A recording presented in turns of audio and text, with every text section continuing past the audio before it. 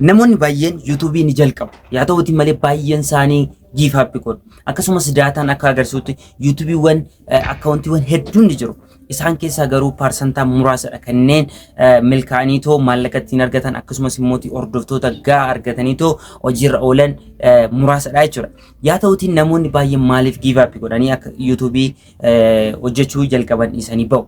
Isaafi kan kana fakkaatan YouTube jalqabuu keenyan duratti wantoonni beekuu qabnu kudhan ni jiru. So wantoota kanneen isiniif hima. Wantoota kanneen haala gaariin hubattaniitu taanaan akkasumas hojiirra oolchitu taanaan wanti isin YouTube irratti milkaa'uu hin dandeenyeef tokko iyyuu hin jiru jechuudha. Kanaaf iyyuu wantoonni kunneen kurnan maalidha kan jennu isiniif qaban. Ani Sanya Iluun jedhama. Viidiyoo kanaa fi kana wal fakkaatan kan biraas qabadhee isin dhufa. Kanaafuu chaanaala kana subscribe gochuudhaan na waliin tura. Mallattoo notification tuquudhaan immoo akkasumas hoggaanaan viidiyoo gallakkisee akkasuma bira ga'uuf immoo na hordofaa isiniin jedhaadha. Kallattiidhaan yaadaaf qaafii qabdan immoo koomentii irra kaa'aa. So kallattiidhaan gara wantoota kurnan yookaan qabiyyeewwan kurnan arraan isiniif qabadhee dhufe waa'ee YouTube isatti dabarraa jechuudha.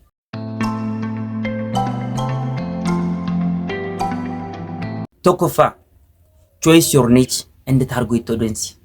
Niche kee filadhu. Akkasumas immoo audience kee adda baasitii beeki.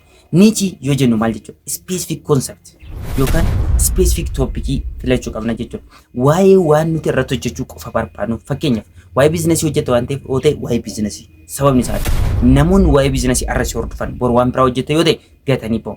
Kanaaf iyyuu wanta wal fakkaata yookaan immoo kontentiin kee maal irratti xiyyeeffata kan jedhu jalqaba ani dandeettii maaliin qaba. Waa'ee maalii YouTube irratti ba'ee yoon dubbadhe irra deddeebi'uudhaan kontentii garaagaraa kireet gochuudhaan kan ani baasu jettee yaaduu qabda. Ani akka fakkeenyaatti viidiyoo editingii dandeettii isaanan qaba. Bara dheeraa saatifaayii ittiin ta'eera akkasumas ittiin hojjedheen jira. Akkasumas digital marketii yeroo ammaa kana free marketiidhaan yookaan immoo free courseidhaan barachaatiin jira. Akkasumas ittiin hojjetaatiin jira jechuudha. So wantoonni kanneen irratti yoon hojjedhe kontentiin koo sidhumu akkasumas immoo anis beekumsa koo develop gochaatiin deemaa jechuudha. Kanaafuu isinis wanta dandeessan wanta yeroodhaan irra deddeebitanii hojjechuu dandeessan adda baafadhaa. Sana booda wanta san qofa irratti xiyyeeffadhaati kwaalitiidhaan hojjedha. Audience keessan target godha yoon isin jedhu eenyuuf hojjedha kan jedhu beeka. So eenyuuf akka hojjettan gaafa beektan hojii nama sana maxxanu yookaan hojii audience keessan maxxanu hojjettanii maxxansuu dandeessu. Gaafa san audience keessan biratti kabaja guddaa argatu. Kanaaf iyyuu qabxiin inni jalqabaa YouTube irratti milkaa'uudhaaf sin gargaaru choice your niche and the target audience isa jedhudha. Kanaaf iyyuu isa kana haala gaariin qabadhaan isiniin jedha. Lammaffaa okay YouTube platformii hubadhu yookaan platformii kana algoritmii isaa hubadhu akkaataa hojimaata isaa hubadhu.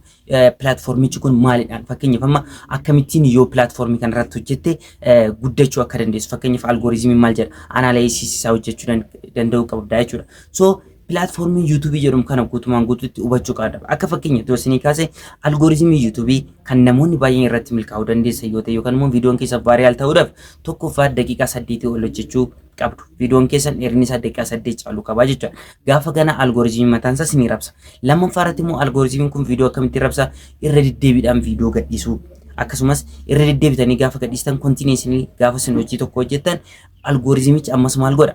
Viidiyoo keessan vaariyaal sinii godha. Kanaaf kana fakkaatan concept yookaan platformii YouTube maalidha kan jedhu platformii kana sirriitti hubachuu qabdu jechuudha. Lammaffaa irratti platformii YouTube maal akka ta'e hubadhaa. Sanaan booda milkaa'uu ni dandeessu jechuudha. Sadaffaa irratti immoo viidiyoo editing yookaan viidiyoo isin hojjettan akkamittiin edit akka gootan adda baasatii beeka. So viidiyoo hojjettan kan akkamittiin edit gochuu akka dandeessan yookaan editingii quality bareedaa qabu. Fakkeenyaaf amma konseptii baay'ee bareedaa ta'uu qabaatanii viidiyoon keessan qualitiin isaa baay'ee gadi bu'aa editingiin isaa baay'ee kan hin tolle yoo ta'e namoonni ilaalanii daqiiqaa muraasa keessatti boring ta'u keessaa ba'u jechuudha. Kanaaf iyyuu namoota baay'ee attract karaa godhuun namoota ofitti harkisuudhaan akkasumas namoonni sa'aatii dheeraa akkas faana turan viidiyoo gochuu danda'u edit gochuudhaaf yaala. Kana jechuun dirqama expert ta'uu qabdan viidiyoo editing irratti. Yaa ta'uuti malee basic skills hin barbaachisa baqa. Basic skill waa'ee viidiyoo editing qabaachuu qabdu.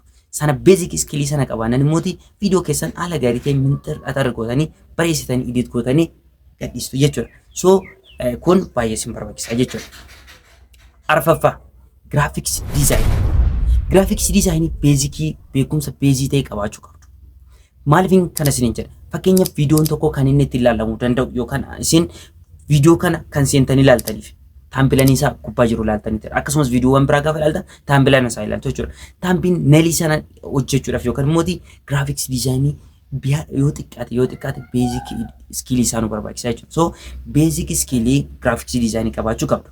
YouTube chart jechuudhaaf ta'uu danda'a, logo jechuudhaaf ta'uu danda'a. Kanneen kana fakkaatan basic skill qabaadha. Yookaan immoo yeroo murtaa'e fudhadhaatii isa kana shaakala. Sanaaf ani isiniif jira. Viidiyoowwan graphicsdhaan akkasumas viidiyoo editing barsiisan tutorialii yeroo muraasa booda waan hin jalqabuuf sinummooti asirratti wanti isin gochuu sin irra jiraatu subscribe godhaa maatii taati neeqa. Ani viidiyoo editingis akkasumas immoo graphics design bifa baay'ee bareeda ta'een kutaadhaan qabadhee tutorial isaa yeroo dhiyoo keessatti isiniif dhiyaadha jechuudha. Inni kun qabxii keenya isa arfaffaa nuti beekuu qabna. Shanaffaa SEO search engine optimization. So search engine optimization inni jedhu kun baay'ee murteessaadha. YouTube hojjechuu keessatti search engine optimization maal akka ta'e hin beektan taanaan YouTube irratti yoomiyyuu taanaan milkaa'uutii hin dandeessan.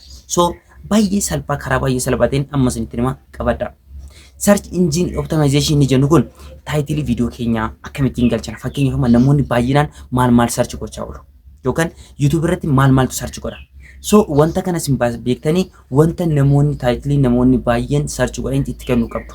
Fakkeenyaaf amma Itoophiyaa keessatti parsentaa 77 namoonni search kan godhan what is fakkeenyaaf what is. So what is jechuun dirqama isin what is miti kan jechuun sirna jiraatu jechuudha. Fakkeenyaaf social media irratti waa'ee social media hojjetu yoo ta'e what is social media, waa'ee business hojjetu yoo ta'e what is business, what is wantoota jedhamu kan fakkeenyaaf akka fakkeenyaatti isin kaas isa kana. Search engine optimization taayitilii keessan irratti fayyadamtan waan baay'ee isin gargaarudha jechuudha. Fakkeenyaaf kan biraa how namoonni baay'een akkamittiin how and style wanneen kanneen sirriitti beekuu qabdu jechuudha. Taagii keessan taagii jechuun gaafa YouTube bannu isiniif hin kaa'u yookaan immoo akkamittiin YouTube maallaqa hojjechuu danda'u akka banuu dandeessan yeroo dhiyootti isin jedha. Yeroo sana taagiin eessatti akka barraa'u isin agarsiisa. Taagii keessan jechuun immoo namoonni gaafa search godhan kan isaan geggeessu yookaan gara keessanitti fidu jechuudha. Isin taagirra jechoota namoonni search gochuu danda'a jettanii yaaddan hin keessu. Fakkeenyaaf amma Itoophiyaa keessatti wantoota search godhamuu danda'an wantoota konseptii yookaan immoo viidiyoo keessanii wal fakkaatu niichii keessanii wal fakkaatu waa'ee biizinasii irratti hojjetu waan ta'e namoonni waa'ee biizinasii maal jedhanii search gochuu danda'an jedhu taagii keessanii dardartu jechuudha. Akkasumas viidiyoo keessanitti description waa'ee viidiyoo isaanii ibsa gaatee laachuu jechuudha. So isaan kunneen viidiyoon keessa vaariyaal akka ta'uu fi akka inni ilaalamu baay'ee isin gargaaru. Kanaafiyyuu search engine optimization sirriitti fayyadamuudha qabdu. Jaffaa engagement audience. So audience keenya wajjin engage gochuu kana akka salphaatiin isinitti hima yeroo irratti fixuu jechuudha. So engage audience gaafa jennu maal jechuu barbaanneeti namoonni gaafa commentii nuuf kennan yookaan viidiyoo keenya like godhan akkasumas immoo yaadota jajjabeessan nuuf kennan nuti deebinee namoota saniif deebii gahaa kennuuf jechuudha. Fakkeenyaaf namoonni gaafa yaada isinii kennan yaada isaanii deebisuu, commentii isaanii seentanii like gochuu wantoonni kunneen amma especially YouTubein seerota YouTube amma dabale keessatti jechuudha. Featureewwan YouTube amma dabalan keessaa tokko akkaati monetize taatu keessaa akkasi gargaaran keessaa tokko audience waliin engage gochuu danda'udha. Akkasumas live galuu kanneen kana fakkaata audience kee wajjin relation build gochaa deemu jechuudha. Kunneen audience kee si waliin akka turu taasisa, channel keessa akka guddatu taasisa jechuudha. So inni kun qabxii jaffaadha. Torbaffaa irratti immoo camera and lighting technique. So teeknikii kaameraa keetii akkamittiin viidiyoowwan ati waraabdu jechuudha. Quality viidiyoo waraabdu akkasumas immoo lighting yookaan ifaawwan viidiyoo keetii akkamitti akka fayyadamtu jechuudha. So itti fayyadama kaameraatii fi lighting barnoota beezii ta'e qabaachuu sin barbaachisaa jechuudha. Kun baay'ee barbaachisaadha waan ta'eef jechuudha viidiyoo tokko. Saddeettaffaa legal and copyright. So asirratti amma seera YouTube hubattee hojjettu yoo ta'e seera YouTube kabajjee hojjettu yoo ta'e YouTubein baansii godha. Chaanaalii keessatti cufa. Si baasa jechuudha. Anaan irratti cufeera. Kun chaanaala koo lammaffaadha. Kanaafiyyuu keessaa si baasa jechuudha. Dogongora koo irraa baradhaa. Ana chaanaala naaf kaffaluu jalqabeedha kan irratti cufame jechuudha. Chaanaala haaraa na bansiise. Kanaafiyyuu seera YouTube hubachuu qabdu. Copyright viidiyoo namaa fayyadamuu qabdan akkasumas viidiyoowwan hin barbaachisne fakkeenyaaf amma seeronni YouTube kan dhowwan jiru sexual content wantoota ta'an akkasumas immoo wantoota shororkeessummaadhaan wal qabatan kanneen hojjetamuu hin qabu YouTube irratti. Kanaafiyyuu seera YouTube hubadhaa viidiyoo namaa kaastanii posting godhina. Kanaaf kan kana fakkaatan hubattanii hojjechuu qabdu seera YouTube kabajuun sinirra jiraata. Marketing and promotion. Kana jechuun viidiyoo kee akkamittiin namoota biraan keessa akkasumas immoo akkamittiin promote goota akkamittiin beeksista kan jedhu jechuudha. Karaa ittiin viidiyoo kee beeksistu sanneen qabaachuu qabda. So video kee promote gochuu qabdan namoota biraan karaa ittiin geechuu marketing and promotion basic skill qabaachuun ammallee isin barbaachisaa jechuudha. Kurnaffaa fi inni dhuma consistency itti fufiinsadha. So algoritmii YouTube akkuma nani jalqaba siniin jedhe itti fufiinsa barbaada. Har'a hojjettee boruun baata yoo ta'e algoritmii maal godha video kee gaafa biraa baan godha jechuudha. Kun hundumtiyyuu dogongorotaan ani waggaa tokko darban keessatti argeera. Video biraa hojje YouTube biraatti hojjechaatiin ture. Kanaaf iyyuu waggaa sana osoon waa'ee YouTube hin beekin jalqabee milkaa'uu dadhabeera. Garuuti gaafan ta'ee search godha maal dogongorri koo jedhee gaafa yaadu dogongorri koo hedduudha. Kanaaf iyyuu dogongora koo kanarraa baradha. Consistency dhaan hojjedha itti fufiinsaan fakkeenyaaf guyyaa lama gadhiistu yoo ta'e guyyaa lama video gadhiisa. Torban gadhiistu yoo ta'e torban gadhiisa. Garuuti itti fufiinsa qabaadha. Itti fufiinsa hin qabdan taanaan YouTube irratti milkaa'uu hin dandeessan. Social media platform isa kamirratti milkaa'uu hin dandeessan jechuudha. Kuni algoritmii social mediaati waan ta'eef jechuudha. So gabaabadhumatti wanti kurnaan ani arras ni qabadhee dhufe isa kanaadha. So kanaaf iyyuu sinimmooti caalatti akkasin ittiin bashannantaan irraa barattan caalatti immoo akkasin ittiin milkooftaniidhaaf amma tokko sin gargaara jedheetiin yaada. Kanaaf iyyuu amma kana waan hordoftaniif guddaa galatoomaa. Thank you so much. Video kana subscribe godhaadha. Video biraatiin ammoo walitti deebinutti guyyaa gaarii. Bye bye. Sinin jaaladha.